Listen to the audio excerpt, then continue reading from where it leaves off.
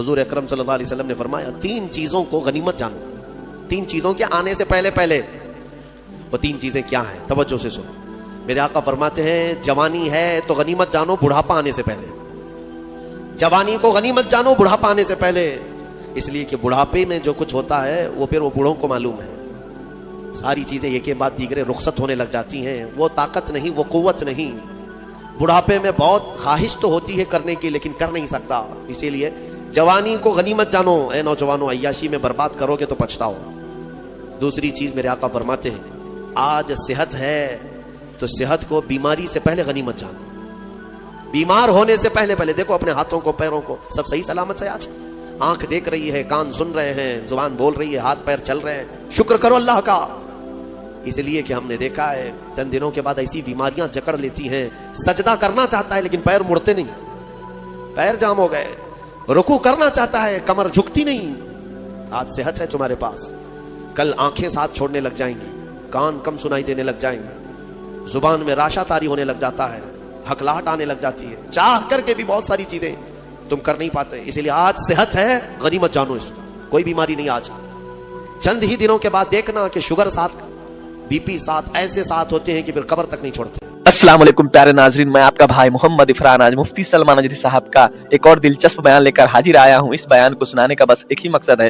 کچھ ان پڑھ گوار لوگوں کا کہنا ہے کہ ہمارے نبی پڑھنا لکھنا نہیں جانتے ہیں. اسی بات کا خلاصہ اس ویڈیو میں مفتی سلمان نجری صاحب نے کیا ہے. دوستو تو آپ سے گزارش ہے دوستو اس ویڈیو کو مکمل اینڈ تک دیکھیں اور اس ویڈیو کو دیکھ کر زیادہ سے زیادہ اس پر عمل بھی کرنے کی کوشش کریں گے انشاءاللہ. تو اب آپ سب کا ٹائم نہ لیتے ہوئے اس ویڈیو کو شروع کرتے ہیں. دوستو بچے کو ہم قریب لائیں جو بالکل ابتدائی والا ہو تو اس سے کہتے ہیں کہ بیٹا میں جیسا کہوں ویسا کہو، میں جیسا بولوں ویسا بولو. مطلب کیا ہے کہ ابھی اس کو کچھ آتا نہیں ہے اس لیے میں اس کو کہہ رہا ہوں بولو. یہ قل میں ہوتا ہے، قل میں. اور بعض مفسرین نے فرمایا جبرائیل جب اقرا کہہ رہے تھے کہ پڑھو، یہ اسی کو کہا جاتا ہے جو کبھی پڑھا ہوا ہو. یہ اسی سے کہا جاتا ہے جو کبھی پڑھا ہوا ہو. اقرا، پڑھو. اور قرآن کی کتنی آیتیں میں تم کو بتاؤں. اللہ تعالیٰ فرما رہا ہے وَإِذْ قَالَ رَبُّكَ لِلْمَلَائِكَةِ إِنِّي جَاعِلٌ فِي الْأَرْضِ خَلِيفَةً. پہلے والے پارے میں نے اس کی تفسیر بھی کیا ہے. وَإِذْ کا مطلب کیا ہے؟ ترجمہ اٹھا کر کے دیکھ لینا. وَإِذْ، اور یاد کرو جب رب نے فرشتوں سے کہا کہ آدم کو میں اپنا خلیفہ بنانے والا ہوں. اللہ تعالیٰ فرشتوں سے فرما رہا ہے کہ میں ایک انسان بناؤں گا آدم اور اس کو خلیفہ بنا کر زمین میں بھیجوں گا. لیکن اس سے پہلے آیت کہاں سے شروع ہو رہی ہے؟ وَإِذْ کا مطلب ہوتا ہے یاد کرو. اور یاد کرو اے محمد جب رب تمہارا کہہ رہا تھا فرشتوں سے کہ میں زمین میں اپنا خلیفہ بناؤں گا. حضور کو کیوں کہا جا رہا ہے؟ حضور کو یہ کیوں کہا جا رہا ہے؟ اور یاد کرو مطلب یہ ہے کہ اے محبوب کیا آپ بھی تو تھے اس وقت نورانی حالت میں، نور کی کیفیت میں آپ بھی تھے. وہ یاد کریں آپ جب رب فرما رہا تھا. تو جو رسول آدم کے پیدا ہونے سے پہلے سے حالات دیکھ رہے ہوں اس کے بارے میں تم کہتے ہو بغیر پڑھا لکھا ہے. ہاں بہرحال مجھے جو بات عرض کرنی تھی وہ قرآن کی حفاظت کی، وہ یہ ہے کہ اللہ نے ایسے رسول پر یہ قرآن اتارا جو کسی سے پڑھا ہوا نہیں ہے. اور اس قرآن کی سب سے بڑی یہ دلیل ہے کہ رسول پاک صلی اللہ تعالی علیہ وسلم پر ایسا قرآن اترا ہے جو عرب کے لٹریچر میں سب سے ہائی لیول کا لٹریچر ہے، سب سے ہائی لیول کا. عربی فصاحت بلاغت میں اس کا کوئی مثل ہی نہیں تھا. وہاں اس زمانے میں عربی جاننے والے بڑے بڑے شعراء تھے، بڑے بڑے عربی دان تھے.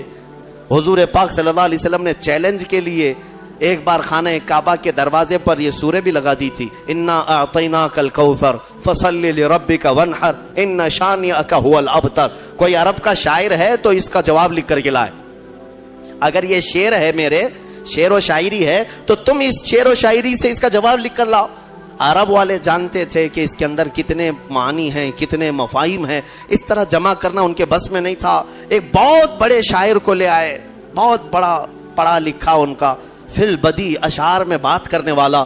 اس کو کعبے کے پاس لائے اور کہا دیکھو محمد نے یہ لگایا ہے، اس کا جواب دینا ہے. اس شاعر نے غور سے دیکھا اور ایک لائن لکھ دیا، کہا یہ اس کے نیچے لگا دو. ایک لائن لکھ کر کے کہا اس کا جواب میری طرف سے یہ ہے. کیا تھا؟ آیت تو لکھی تھی فصلی لربک وانحر ان شانئک هو الابتر، اور شاعر نیچے لکھا ہوا تھا ما ھذا کلام البشر، یہ بشر کا کلام ہو ہی نہیں سکتا. اس نے نیچے لکھ کر کے کہا اس کا جواب یہی ہے کہ یہ بشر کا کلام نہیں ہو سکتا.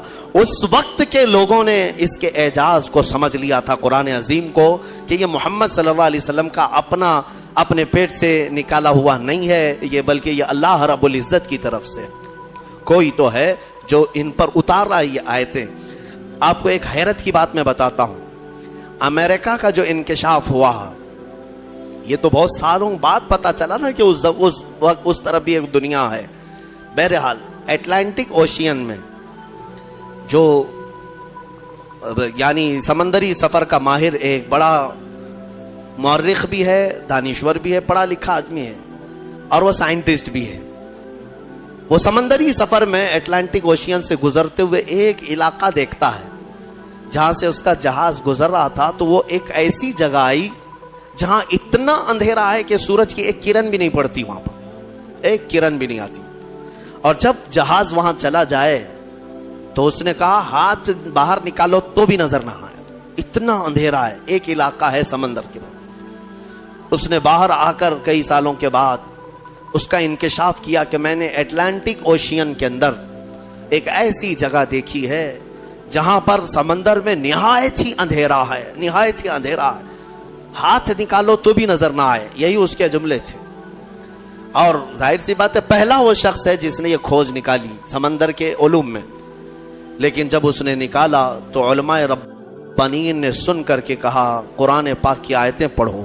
سورہ نور 18ویں پارے میں اللہ تعالیٰ فرماتا ہے او کظلمات فی بحر اللجی یغشاہ موج من فوقہ موج من فوقہ سحاب ظلمات بعضها فوق بعض اذا اخرج یدہ لم یکد یراہا ومن لم یجعل اللہ لہ نورا فما لہ من نور.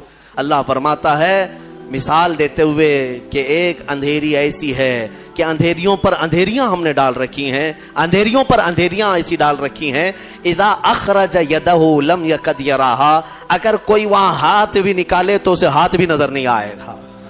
ہاتھ بھی نکال قرآن میں موجود ہے. اندھیریوں پر اندھیریاں ایک جگہ ہم نے ایسی ڈال رکھی ہیں کہ اگر کوئی ہاتھ بھی نکالے تو اسے ہاتھ نظر نہیں آئے گا. اور اللہ جس کے لیے روشنی نہ کرے کوئی اور روشن کر ہی نہیں سکتا. آیت یہ موجود ہے. اب اس صاحب کو بھی بتایا گیا جو کھوج نکالے تھے، کہا یہ تو قرآن میں موجود ہے. کہا قرآن کتنے سو سال پہلے؟ تقریباً اس زمانے میں 1200 سال گزر چکے تھے. 1200 سال پہلے یہ قرآن کی آیت میں. تو ہو سکتا ہے یہ قرآن جو محمد صلی اللہ علیہ وسلم نے جمع کیا ہے وہ بہت ہی ماہر تیراک ہوں گے، بہت ہی ماہر سمندر کے علم والے ہوں گے. علم ابحار انہیں بہت اچھی طرح سے معلوم ہوگا، یعنی سمندروں کے علوم ان کو بہت معلوم ہے. جب اس نے یہ کہا تو علماء نے اور مسکرا کر تعجب میں کہا کہ میاں بات ایسی ہے، میرے آقا صلی اللہ علیہ وسلم کی سیرت پڑھو. پورے 63 سال میں حضور کی زندگی میں کبھی سمندر پر جانے کا اتفاق ہی نہیں آیا، سمندر کے کنارے جانے کا بھی اتفاق نہیں آیا. تو وہ اش کرنے لگا جو بندہ پوری زندگی میں کبھی سمندر نہیں گیا ہو اور وہ اٹلانٹک اوشین میں موجود اگر اندھیریوں کی خبر دے رہا ہے تو یہ محمد کا اپنا کلام نہیں ہے، ضرور اس کو اسی نے اتارا ہے جس نے وہ اندھیریاں پیدا کی ہیں. میرے عزیزو، یہ قرآن کی حقانیت کی ایک دو نہیں سینکڑوں مثالیں تمہارے سامنے رکھ سکتا ہوں. میں نے اس سے قبل اس پر گفتگو بھی کی، بیان بھی میرا موجود ہے. میڈیکل والے سائنس والے بھی جانتے ہیں بچہ پیدا ہونے کے جو پروسیس ہیں، ایمبریولوجی جس کو کہتے ہیں، وہ آج تحقیق کے ساتھ پتہ چل رہے ہیں کہ 9 مہینے بچہ کن کن پوزیشن سے گزرتا ہے. لیکن 1400 سال پہلے قرآن میں اللہ تعالیٰ اپنے رسول کو بتا رہا ہے ثم خلقنا النطفة علقة فخلقنا العلقة مضغة فخلقنا المضغة عظاما فكسونا العظام لحما. ڈاکٹروں سے پوچھ لینا، MBBS کیے ہوئے ہوں یا دیگر جو ایمبریولوجی پڑھے ہوئے ہوں، انہیں پتا ہے بچہ جیسے نطفہ ماں کے رحم میں جاتا ہے اس کے بعد کیا بنتا ہے. اس کے بعد وہ نطفہ تھوڑا سا